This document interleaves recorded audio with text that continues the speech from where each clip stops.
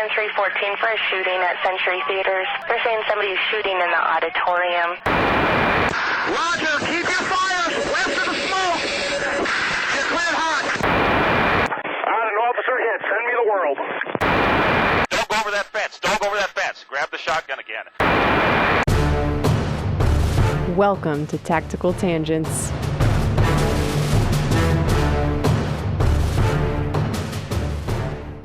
Welcome back to Tactical Tangents. This is Mike. This episode is brought to you by Palm Industries. I have maintained for a long time that pepper spray is a way underused tool in law enforcement, and I get it. When you have to arrest someone, you do not want to have to get that stuff on you.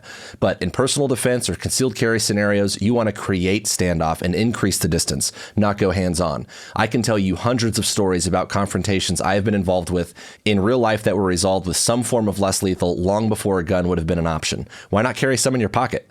Palm pepper spray is small, easy to carry, and it's effective. If you need something in between harsh words and a gun, this is a $12 solution. It's available on Amazon, makes a great gift. Go check them out at palmpepperspray.com. That's palm, P-O-M, pepperspray.com. And this is Jim. This episode is also brought to you by ManusX. We've talked a lot about the tactical fantasy on this podcast, and one of the quickest ways to break your tactical fantasies and actually improve your performance is by getting real feedback. One of the ways you can do that is with ManusX. You're not going to get better at shooting on your own. You need practice, data, and coaching. And you need to make the most of your ammo with good live and dry fire training. Manus is a family of training devices that tracks you while you train. It times and tracks everything you do in a drill and coaches you as you go. It is indispensable to taking your shooting to the next level. Go find them on manusx.com. So a couple of weeks ago, Mike and I were running a workshop for SWAT leaders in California, which in itself was pretty cool. And the workshop specifically was about how to select and assess new SWAT team members. And a recurring theme that we were getting from our class, from the attendees, was that they are looking for guys who aren't going to just screw over their teammates or put themselves first. Now, that makes intuitive sense for a lot of reasons, but it's worth exploring in itself. I thought that was worth a dedicated discussion.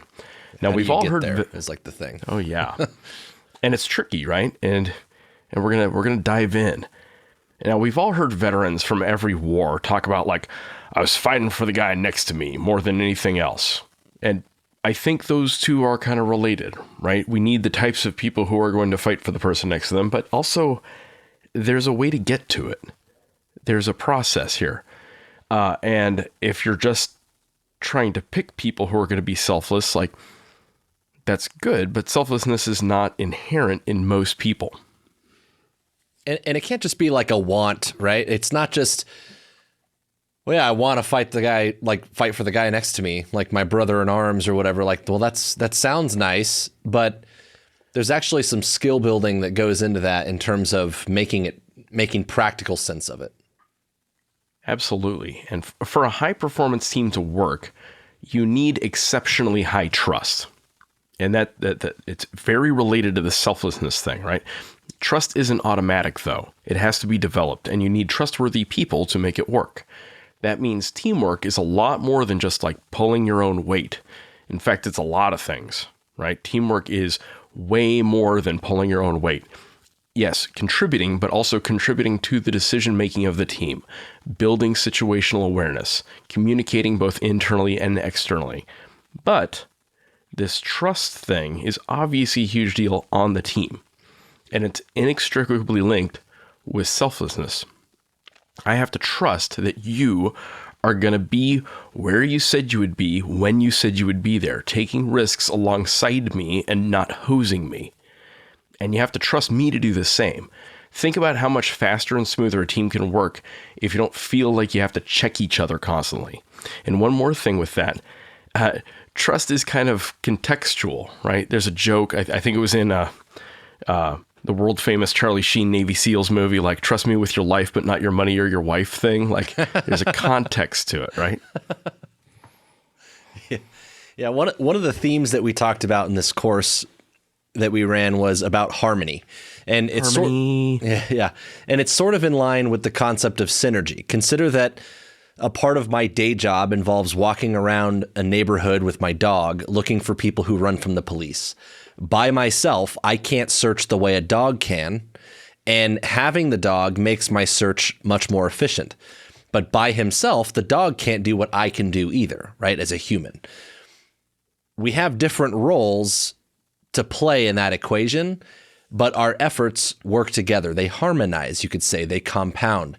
And although they're different efforts and different tasks, they work towards that common goal, find the bad guy, right? So when it comes to things like tactics, this harmony concept is a big deal. And the harmony is the buzzword that Boyd used when he talked about decision-making at a command and control type of level. So if we say something like hostage rescue or CQB, fundamentally the way that I solve a lot of problems in hostage rescue or close quarters battle is by putting more guns in the room than bad guys, because the bad guy or guys can only manage one at a time. And so we're trying to overwhelm their ability to cope with that problem.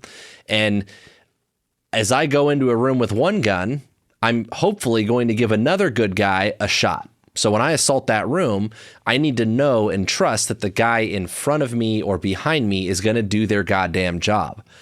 And on our way through the threshold, there's no time to have a discussion about it. There's not a committee, right? There's just trust. There's inherent trust that we are both going to go in that room one after the other with aggression, and we know our task and we're going to achieve those tasks, right? Everyone needs to understand their spot in that lineup. And taking a step further, when I put a bunch of guns into a room like that, I'm creating a potentially very dangerous problem. I mean, it's already pretty dangerous, right? But if my teammates or I become unpredictable to each other, we wander off script, we're more than likely going to create a crossfire or friendly fire problem. So this idea of trust, it's beyond just like, does he have my back? Like, does he support me emotionally? Is he a good dude? Yeah. It's not just that. There's a very practical thing here when it comes down to it. What we're trying to do is reduce those friction points, especially in already difficult problems. And what we don't want is a bunch of individual efforts. That defeats the purpose of teamwork, right? We want everyone to be on the same page and work in harmony with each other. One of the examples of this that a lot of listeners have probably seen is if you see like military exercises involving log PT or like carrying a telephone pole, right? No single individual, no single person is going to carry that thing on their own. Everyone's got to carry their share of the weight, right? So that's the point, is you don't want this individual effort. You want everyone to work together. Yeah. But that kind of ties back into, it's more than just pulling your own weight. One is that the guy next to you needs to know that you're pulling your weight, right? And it's surprisingly obvious when you're hauling a log when the guy next to you isn't, right? So all right, the fucker. problem, yeah. And like that trust thing, like, yeah, I trust him not to steal my wallet, but that's different from I trust him. Exactly. That guy might steal my wallet, but is he going to be where he said he was going to be as we clear the doorway, right? The problem here is that humans are genetically predisposed to be selfish. Selfishness is a survival trait. I don't want to get shot. And it's an instinct that you can see across mammals. You can see it across almost all animals. The puppy that won't fight to get mom's milk in the litter of puppies isn't going to thrive, right? That's fundamental survival of the fittest. Now, there's a book about this phenomenon. It's called The Selfish Gene by Richard Dawkins. Now, we don't have to deep dive that concept, but for the purposes of this conversation, just consider selfishness instinctive. We'll link to it in the show notes or the Wikipedia page, something like that. And fundamentally, it's survival oriented, right? I mean, if you think about like, if you ever watched the series The Walking Dead, at some point, like, you've got to look out for the tribe, and it might mean like, fuck the other tribe, right? Like there's a survival component to this. So there's a lot of layers. And one thing that I want to see when I'm looking at this in terms of selecting a team or finding new teammates is I want to see some distinction between a candidate who is just in it for themselves in terms of like they're looking for glory, right? The glory-seeking behavior is different than what I want, which is a quiet professional. If I see a strong, competent candidate push guys out of the way so that he can be number one and he's knocking guys down, right? Or have you ever heard the analogy about like the crabs trying to get out of the bucket and you're just climbing on the backs of each other just to get your own, right? That doesn't mean much to me. Speaking of the crabs, Mike, if I remember right, you were a lifeguard. Yeah. Right? And there's a thing drowning people do when you try to go save them. Can you talk me through what that is? That might be a little literary foreshadowing. It goes back to survival, right? And Mike was, by the way, not just a lifeguard. He was a lifeguard at the world famous Raging Waters water park in San Dimas, California. World famous might be a stretch, but yeah, a lot of times people will grab onto you, right? They're like, you're coming up to help them out, and they see the first thing to latch onto, and they're just going to try to grab onto you and climb up instead of just like relax and let me do my thing, which is to help. And it's counterintuitive because, again, they're just in that survival mode, and we'll talk for sure more about that, like Jim said. So if I see a really strong, competent guy push people out of the way so that he can be number one and get all the glory, so that he gets the trophy or he gets to catch the bad guy or score the winning goal, that might make him a really good player. It does not necessarily make him a good teammate. And there's actually good illustrations of this on the show Ted Lasso as well. If you haven't seen that show, it's wholesome and you should check it out. There's a lot of good in that show. If I see that same strong candidate enable his maybe weaker peers, right? He's helping them achieve success. I know that he's putting the mission first, and that's what I want to see, right? It's not about him. It's about the objective. And I used that analogy of log PT earlier, carrying around a telephone pole. And this is the same kind of thing, is that I don't want the guy that's just on his own can carry all the weight. I want someone that's going to carry his share and help each other out, right? And be part of that bigger picture solution. At the end of the day, in football, for example, someone's got to block for the guy that's going to get to score the touchdown. Someone has to do that task. And it might not be the most glorious because you're not the guy getting the points, right? But he needs someone to block for him if he's going to do it. And if you want to win the game, you want to win championships, that's how you get there, right? So if I see a player who just gets pissed off because he didn't get the ball, right? Because he's the best and he knows it, that's a red flag to me. And where I saw this when I was a young SWAT guy, and when I first got on the team, it was a little different than it is now. Back in the day, we used to do a lot of the dynamic entry work. We do middle of the night search warrants, go break down doors and stuff, no knocks, all that. And there was a lot of competition, essentially, to be on the entry. You wanted to be one of the guys that went inside. And in a lot of ways, it's fun and it's what you signed up to do. And it takes time and experience before you're trusted to get there, right? But there were times that I saw some guys who would be on entry a lot, and there'd come an op or a day that they get put into a containment position and they're not on the entry. And I'd see them like basically throw a fit or like have an attitude about it. Those guys didn't last long because that's not what good teamwork looks like, right? And those guys were usually weeded out at some point, right? They didn't fit in real well. So kind of like our football analogy, right? We have containment and we have entry in that scenario, right? We have offense, we have defense, whatever.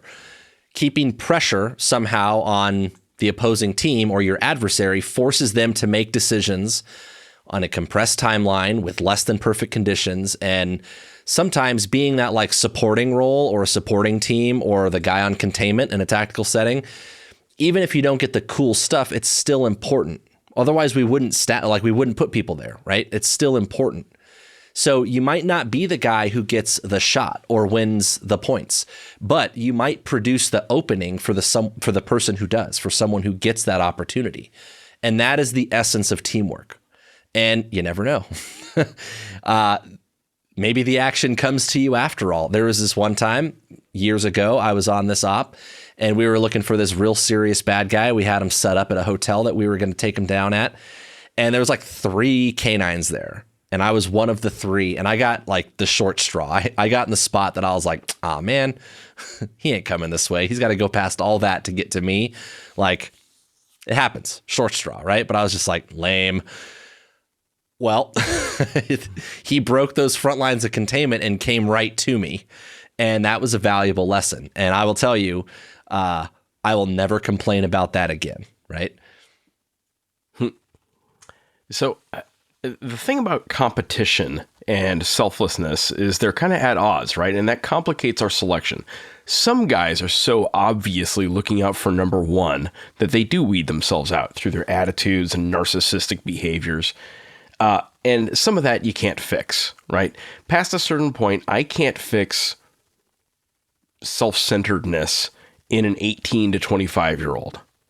And a lot of times not in like a 30 to 45-year-old either. It's even worse, right? Whatever, it's kind of more ingrained at that point. On the other end of the spectrum, you have the guys who are so non-competitive that they don't have a drive, right? It's sort of like picking a working dog, right? You want drivey. And they don't have a drive to fight for a slot on the team. Well, we don't really want those guys either, right? Competitive spirit is really, really important. So we need candidates with drive and a deeply competitive streak. Now, just a quick funny story about this. You know, I went to the Air Force Academy, and basically everyone I was in school with was competing to become pilots when they grew up. And in flying, we want competitive pilots, especially the fighter guys. We want them to want to win, right? And it was so funny. I grew up with a bunch of sisters. I'm not super competitive. I didn't have that. And we'd be at dinner, and like my roommates would start competing to see who could drink more hot sauce. It was just like, well, yeah, because of course I will, right? Or we'd be in the hallway on like a Saturday night because we were cool and stay in the dorms on Saturday night, and my roommates would start literally whipping each other with belts just to see who could like handle more. It was weird. Not gonna lie, it was weird, but that's the type of personalities we hire for, right? You guys are we so hired dumb. Yeah, and weird. But we hired them because they're weird, right? Yeah. About competitive, and when it comes to selection, figuring out what that looks like, one of the things that we see a lot is when people become like a cheerleader, right? The guy that wants to do all the, come on guys, we could do this. They're the rah, rah, rah, like go team, spear fingers. Woo. Yeah, whatever. He has lots of like energy and stuff, and and the spirit, the energy, like can count for something. Sometimes that will lift people up and get them going, right? But there's a lot of problems that spirit doesn't solve. And sometimes you'll see really competitive guys, and maybe they're good at cheerleading, so they draw a lot of attention to themselves. And maybe they're a good team player. He really cheers on the team. Yeah. And like maybe he's the fastest or the strongest competitor out there.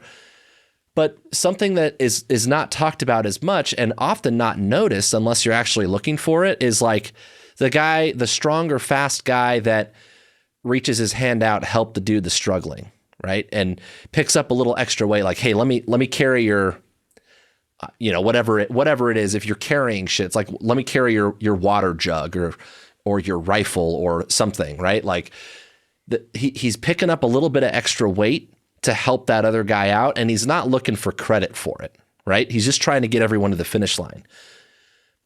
And especially when they do that kind of thing quietly, that's like a important thing to scan for. And I've seen a lot of really strong dudes, those like number one types, the high competitive drive types that are just stronger. And they're like, well, I could just carry all this by myself. But what they're really doing is they're just showing off. They're making a spectacle of it. And that's not the same thing as quietly helping out their teammates. Yeah. So again, like it's tricky. And I was thinking about this the other day, and I was watching my two kids. My kids are 7 and 8 years old, and they were fighting over taking turns over their shared like iPad tablet thing, right? And I was trying to figure out how to help them learn to share and get over themselves with something more useful than, hey kids, take turns, or sticking their iPad in a microwave, which is what I really want to do. And something Mike told me about years ago hit me really hard. He used to say the phrase, give your buddy air. Yeah. So at military diving schools, SEAL training, Special Forces dive school, pararescue, they do this drill called buddy breathing. It's a basic skill in all of scuba where you share a regulator. I did it when I took scuba classes, right? Except when the military does it, and when Mike was going through training, he had to do it. It's often with a snorkel. You're just under the surface of the water, and it is with increasing levels of harassment from the instructor cadre. And you're learning how to be comfortable in an oxygen-free environment, right? They're triggering your innate panic reflex because you're running out of air, right? So for the rest of what I'm going to say, I want you to hold your breath while I'm talking, okay? So you're learning how to be comfortable in an oxygen-free environment. And there's a secret to this. You have to give your buddy air. When you're buddy breathing, the secret is your buddy, looking out for your buddy. If you panic and you try to suck air and you don't trust your buddy to give you air, you are both going to fail and you're going to kind of drown. If you overcome your instinct to focus and you focus on giving your buddy air and he does the same for you, you will both succeed and you will drown a little bit less. And that's good, right? And it's not easy, though. You have to fight instinct. So, Mike, what should we know about buddy breathing? You guys still holding your breath? You can breathe again. It's your turn now. Yeah. See, that was me giving you air. Jim was taking it away from you. I read about that in 50 Shades of Grey. Redacted. So essentially, this exercise was supposed to simulate if you were rescuing someone in rough seas, right? And there was only one air source, like one regulator, and you had to pass it back and forth. And it's tricky because every time you take the snorkel out of your mouth and you pass it to your buddy, it fills with water. So you have to blow water out to clear it and then take a breath of air. And then you got to pass it again. And like Jim's saying, the instructors are messing with you because they're trying to make it like a rough sea kind of environment. Now, it's easy to say that there's this practical like scuba application, but it goes so much farther beyond that when you experience it, because what really happens, going to the drowning in the oxygen-free environment thing, is you're stimulating that fight or flight response, right? That panic that comes when you feel like you can't breathe and you're under physical strain. So you have to keep kicking your legs to stay at the sources. Way at the bottom of Maslow's hierarchy of needs, way down at the bottom. Yeah. And so it stimulates like these survival instincts in you, right? And you have to learn how to fight against that. And it's such a valuable lesson, right?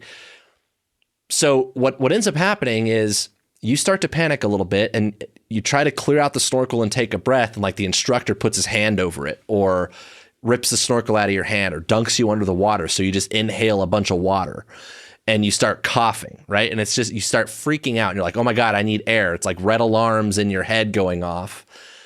And while you're doing that, your buddy is also not breathing, right? So like he's starting to freak out and it's this vicious cycle. And before long, one of you is going to throw in the towel and pop your head above the surface, and then you fail the exercise, right? Because you're supposed to be breathing off the snorkel. The solution in that, like Jim is saying, the reason that the mantra is get your buddy air is because if you have a task to focus on and you focus on that task, right? Get your buddy air. You take care of him, he takes care of you. So when you realize you're getting hosed on that breath, all right, I'm going to give him a chance to breathe. And you know that if you get him a chance to breathe and you can reduce just a little bit of panic in him, that he's going to have the presence of mind to get it back to you so that you can get a breath. And the more you guys help each other out and like have empathy for each other, that goes a long way. We all have a bad day. Sometimes there's days where I'm like, oh dude, that one hurt. Like I sucked in a lot of water and I'm freaking out a little bit.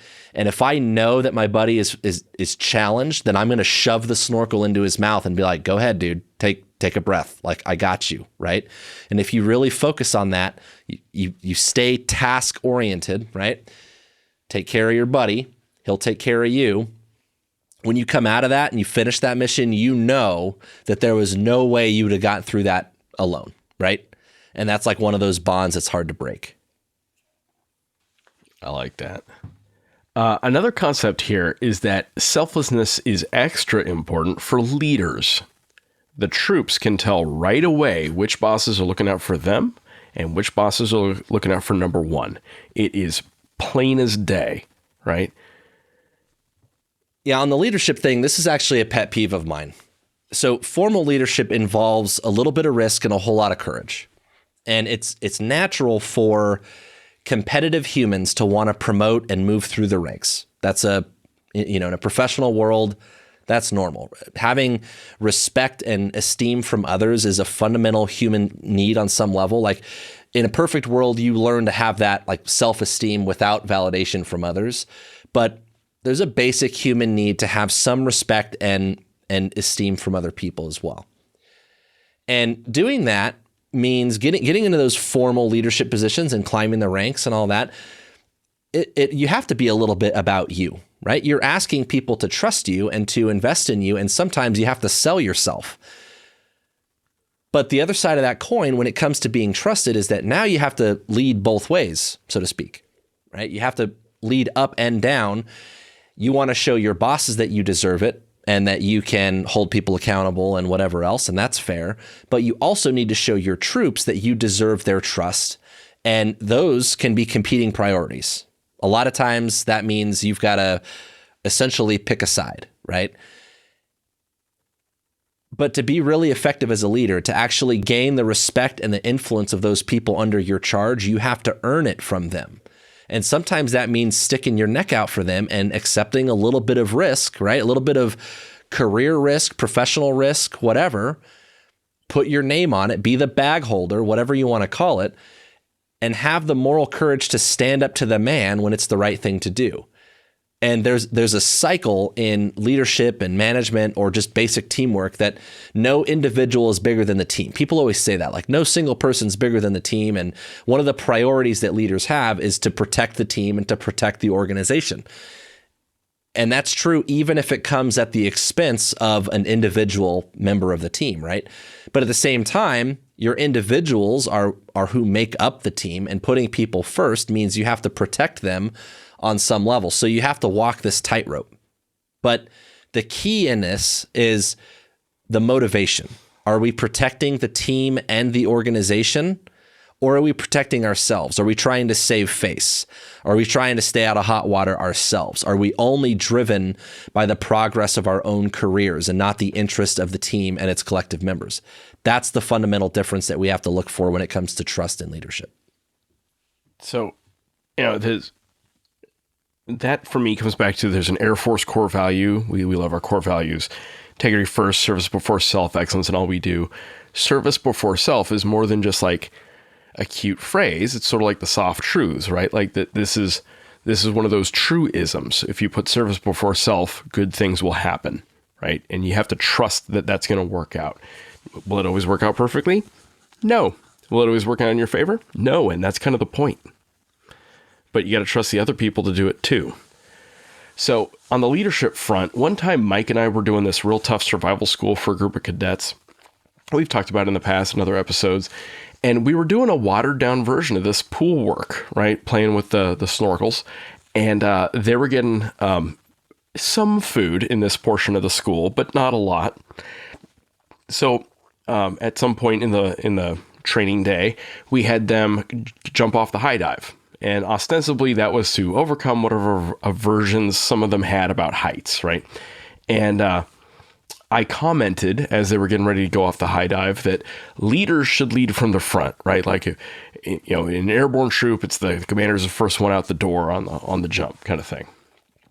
So the highest ranking cadets came off the high dive first, right? They kind of went in rank order and they swam to the wall. And as they did, we rewarded them with a package of cookies, a little like whatever Keebler, what are the chocolate chip cookies called? I can't remember. I don't know. Well, picture like, a little package of cookies, gave each cadet a cookie, which was a big deal for them because they weren't getting a whole lot of food. And, except we had 25 students and we only had 20 cookies. Whoops. So it was a stupid but unforgettable lesson in looking out for your troops. When the leaders among the cadets had to look the younger, lower-ranking cadets in the eye, knowing that they had eaten all the cookies. It was one of those, like, blatant, like, ooh. kind of moments that I don't think they're ever going to forget. I don't think the youngins are ever going to forget that. I don't think the oldins are ever going to forget that. And I won't forget that. The funny thing is it's mostly an accident. Also, I'm a dick, but you knew that already. True. That checks out. Yeah, that wasn't on purpose, just for the record. It just worked out, and it actually ended up being a good talking point when we debriefed some of that. And a lot of cadets did bring it up. They're like, that was actually a moment for me. So yeah. So this selflessness and trust concept comes with some other really key concepts in high trust, high performance organizations: standards, contracts, and debriefs. When I say standards, when most people think standards is like a law enforcement military context, they're thinking like the baseline level that we expect everyone to perform at, right? They're thinking like physical performance, personal appearance, shooting quals. But also consider the tactical standards. There's a standard way we approach problems, right? On my bombing run, I'm going to drop my ordnance and I'm going to peel left while punching flares. I'm going to action left. My wingman is expecting that. If I action right, my wingman is going to be out of position because that wasn't the standard. The standard is I'm going to action left. So he's going to be out of position and reacting to me as he's dropping his own ordnance, and we risk a midair. So if I'm going to deviate from the standard, I need to bring that up in the pre-mission brief. And so the standards in this context are like the stuff we write down. And just one example of that, there's a standard way, like picture a formation of big airplanes, C-130s, B-52s, whatever, right? And they're flying real tight formation, and say they end up in the clouds and they can't see each other. That gets really dangerous really fast, right? And there's some tricks to that as far as if you're planning for it, there are certain ways to do it. But if you're not planning for it, if it's inadvertent weather penetration, everyone needs to be real predictable, real fast. And we're not going to talk about it. We're just going to do it. And so there's a standard way you do that. The lead airplane climbs and adds power and starts pulling away forward and away and makes the call, hey, we're doing an IMC break. Number 2 is going to turn right 10 degrees. Number 3 is going to turn left 10 degrees. So we do this little like star pattern moving out from away from each other. Fan out. And if someone gets confused or screws that up, what's going to happen? We're going to swap a whole lot of paint inside of a cloud. And no one's going to go home that day. So there's a good reason we have a standard. And you can imagine like why that's a big deal. That's not a thing I want to discuss on the radios while we're doing it. It's, hey, we're in the weather, break, right? And everyone just does their thing. And I got to trust them to do their thing. And if anyone panics, we end up swapping paint. My examples of this, and we don't use those terms per se, but my examples of this have a lot to do with like building clearing CQB, like I talked about earlier. Generally speaking, if I go left, my buddy's going to go right. And we have like that same sort of thing where I might have the choice to go whichever way I want, but it's important that I fully commit to that corner and I don't look over my shoulder or do anything that's going to give him a mixed signal, because I expect that he's going to be right on my ass going through that threshold and watching my back. So we have a lot of that ironed out ahead of time. The other place we have this worked out is in the roles that are breachers and snipers and medics. Everyone has their own role on the team, right? They're different responsibilities, and everyone knows what those things are, and they might be distinctly different. The key is in making sure that if we're going to be redundant, it's only on purpose. It's not because something gets neglected and someone is going somewhere they shouldn't be, right? Another example of this that I see is when people run from the police and we set up a perimeter. And back to this like selflessness thing and the glory-seeking behavior, something that I'll see sometimes is when, usually younger, enthusiastic, motivated cops, they want to go straight to the epicenter where that happened because they know that's where K-9's going, and they want to come out on the search to look for the person because it's a lot more fun to go find the guy than sit on a perimeter somewhere, right? Well, the problem with that is if I don't put the bad guy in a box, right? If I don't contain him in the perimeter, then those efforts are wasted. we're looking for a ghost. Like we're looking for where the guy was 10 minutes ago. That's not helpful to me, right? So the lesson in that when it comes to standards and teamwork in that context is discipline. You need the focus and the self-control to do the correct thing. And so the next concept in this is contracts. Contracts in this context are like any agreements I make in the pre-mission brief. Okay, so the stuff that I don't necessarily write down, but we're gonna get set or settled in the brief. So I don't know, in a law enforcement context, maybe that's like the safety word for the undercover guys, like snozberries, right? Yep. Or all airstrikes on this particular mission will be south to north final attack heading due to collateral concerns. So expect that, right? Or if we're setting up a stack of airplanes over an objective, your airplane is going to enter the stack at a certain altitude. So that's the agreement. Hey, you're going to come in at 10,000 feet or 15,000 feet. And if you come in at any other altitude, you're going to create a conflict. You're going to smash into another airplane. So don't do that, right? Yeah. So with undercover stuff, you know, like Jim's saying, there's usually phrases or words that they'll use to signify certain things. That's something that we have to talk about and make sure we're all on the same page. And I know a lot of this is semantics, so I don't use standards and contracts when I talk about this stuff, but we definitely do this same thing. So correct me if I'm wrong, but in terms of contracts, essentially what we're talking about, the standards are the things that are established in our tactics and our doctrine. Those are the things that we understand ahead of time to always be true, right? The principles. And they typically don't change. Right. And then contracts, this is something that we're specifically setting up for this op or this situation. So my example of a contract for something like this would be like something as a situation's unfolding, right? A lot of law enforcement stuff is reactive. So we're trying to get control of a situation and get initiative back and all of that. And so we have to work stuff out over the radio kind of in the middle of it in a lot of cases. And sometimes we get to brief stuff ahead of time and plan things out, but other times we have to do it on the fly. And that's where we start to have those conversations, right? And so I might say, we might start working some problem and I get on the radio and I'm talking to guys on like the other side of the house or whatever. And I say, hey, if he comes out and he runs north or east, he's mine. But if he goes south or west, he's yours. That's a perfect example. Military does a very similar thing. And in a similar sense, if you're deconflicting lanes of fire, right? I might tell one of my coworkers, hey, my lane of fire is from here to here. But if he runs past that tree or that car, I'm out because I don't have a good backdrop. Or if I know that there's one of my coworkers is maybe in that direction because we're surrounding a house, which is a 360-degree problem, right? If I know that someone is going to be back in that direction, I might have to tell them like, hey, I need you to stay hunkered down either here or here and don't break that line because I want to avoid a crossfire.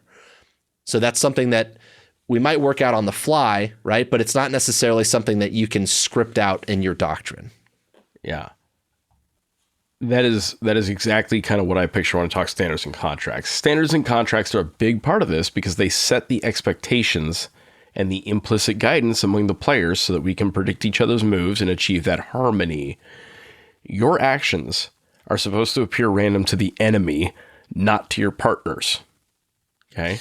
Yeah. And then this is one of the most important things to debrief is when someone deviates from a standard or breaks a contract, right? And the reason that's a big deal is trust, especially when you have different teams or assets working together, right? It also means if I've got these good standards and contracts and I trust everyone to follow them, I don't have to, or at least I shouldn't have to, stop and look and verify that the other guy is doing what I expected, right? In a formation of airplanes, I shouldn't have to look too hard to find my wingman because there's a fundamental spot my wingman's supposed to be in my windscreen. And if he's not, either he's out of position or I'm out of position, right? So I shouldn't have to scan the sky for him. Yeah, the lesson, so when we go to debriefs, I want to hit that real quick because this is usually a matter of, is there something about our tactics or our doctrine or the standard or whatever that we need to reevaluate or change? Or was this like a lack of discipline problem? Because what a lot of times, like, especially you got new guys, right? Or guys that just get distracted by something. They don't even have to be new. People make mistakes and that's okay. But like, we need to iron out, is something wrong with the tactic, or did we lack discipline, or was this an exception? And exceptions happen. We can iron that out, but we need to understand what it was and then make sure that we can reinforce those lessons next time. Earlier, I made a comment about reducing friction points. One of the things that I talk about whenever I teach some integrated tactics that we do, like let's say K9 and SWAT is working together, or SWAT's working with other units, or K9's working with other units, there's a difference between like internal points of friction and external points of friction. There's certain things that I can control and certain things that I can't. For example, I can't control the weather or the traffic or what the bad guy is going to do, whether he's going to run or pull a gun or fight or give up, who knows, right? But what I can decide in a lot of cases is at what point I'm going to pull the trigger and initiate that assault, or prompt that contact, whatever, make that entry. Sometimes that my hand gets forced there too, but a lot of times I can control that. And this kind of relates to working on our own points of friction, especially with other units. If it's someone that we're going to integrate and work with, how we adapt to that like falls on us. And if we have those like miscommunications or misunderstandings, or the tactics need to evolve, or there is a lack of discipline, or we haven't rehearsed it or practiced it together or talked about it, like those are all things that fall on us, and that's 100% within our control. So when it comes to reducing these points of friction and building that trust, again, what you're trying to do is make your whole mission achieving process smoother, right? And avoid the midair collision or the crossfire or, whatever else. You're trying to get mission success, whatever that looks like. And so there's certain things that you can't control in that. Fog and friction is a product of war. But anything that you can have control over, you need to find it and fix it. I like that. Speaking of groups working together, one ground unit I worked with literally had a circle of trust up on the wall, and they would put stickies with different air units they were working with, either in or outside of the circle of trust based on how the last couple of ops went. And some air units ended up on the next wall because they were that far out of the trust circle. And, trust and credibility, that's a thing you got to earn. You got to earn it with the people you work with. And some of that is being where you said you were going to be when you said you were going to be there. Period. Doesn't matter how cool your sunglasses are, how fancy your watch is, how good your haircut is. If you're not where you said you were going to be, you're not real useful, right? Credibility is the currency here.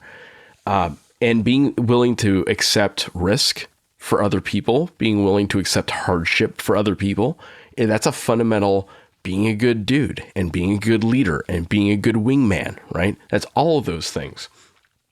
Selflessness is a really key ingredient in the trust you need for a high-performing team. But selflessness isn't automatic. And I don't expect to see it, honestly, in initial selection because of that competitive spirit that I also need to see. But I want to see at least a little bit of it. Now, you can teach it. You can teach it with various trust drills, trust falls, whatever, right? And you can build that high-performance trust over time with standards and contracts and good debriefs.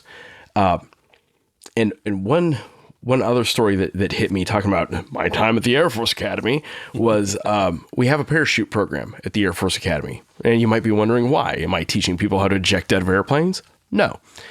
Ideally, you don't eject out of the plane, right? Do I need to create airborne paratroopers? No. In fact, we don't jump with gear. We don't jump static line. It's very much a commercial jump style operation. But you do jump solo free fall your first time. You're not tandem. You're not attached to anyone. There's no static line pulling your chute. You're doing it. And the reason why they do this is it's a character development thing. We are teaching guys that what we do has consequence. We're teaching guys to trust their instructors, to trust their equipment, to trust their rigor, to trust their procedures. And that all of those together, if you do your part in that, are generally going to work out for you. And we have found that tends to make better aviators and better military leaders and better, officers. So, I don't know. How does that relate back to like selecting SWAT officers or police officers? Should you have trust falls and a jump program? Should you do a snorkel buddy breathing program? I don't know, but you got to do something, right? You're trying to balance that competitive spirit that you need with a sense of selflessness that you also need, bearing in mind that you might have to develop it a little bit and not just expect it to be innate, because it's not. I like the character development angle on it because it is something that you learn as you grow up, and there's definitely a maturity component to it. And things like playing team sports definitely will help, I think. So I do think it can be developed in a large sense, but ego plays a role as well, And when it comes to what I'm looking for in those things is understanding that being the strongest person on the team or the fastest person on the team is not what leads to the team's success, right? We talked about the log PT carrying the telephone pole, and that's one thing, but there's going to be a different task. Like you might be the strongest guy carrying the log, but there's going to be some other task that like the nerd might be able to, he might not be very physically strong, but his brain power might be something that you really, really need. And so everyone plays a part. And this is where like you build that synergy and teamwork, is people earn their keep by building trust and understanding where they fit in the big picture. So trust is as much about character and leadership as it is about actually achieving whatever practical thing you're trying to do, right? Clear a room, deal with the weather in the airplane, like jump out of a plane, whatever it is, right? There's like the actual task, but I think it's very much a character and leadership thing. So that's a very good point. So get your buddy Air and take care of him. He'll take care of you or her or whatever. That's all I got. Have a good one. Be safe out there. Be smart out there. All right, guys, that's all we got for tonight. This episode is brought to you by Drip Drop. Drip Drop Oral Rehydration Solution is an electrolyte powder that you mix with water. It was formulated by a doctor for quick absorption. I work in the desert, and it only takes a few hours in the heat, wearing body armor, carrying around a bunch of gear before I start feeling like crap and fall behind the curve in dehydration. Drip Drop keeps you in the fight so you can finish the mission and rehab for the next one. Go get you some at dripdrop.com or on Amazon, or ask your supply guy to find it for you. Don't forget that we put out new episodes on the 1st and the 15th of every month. If you like what we're doing, you can head over to Patreon, give us $1 for each new episode. That money's going to go back into bringing you good content. If you want to interact with us, you could find us on Facebook, Instagram, and Twitter. We are at TacTangents. You can also email info@tacticaltangents.com. And one last thing, our Facebook discussion group. We've got a little group going on Facebook. If you go to the groups tab on our page, you can join it. We've got more followers on our page than we have in the group. So I know there's some of you out there following the Facebook page that are on Facebook that are not in the group. Lots of like-minded people in there. So come hang out with us. All right. That's all we got. Good talk.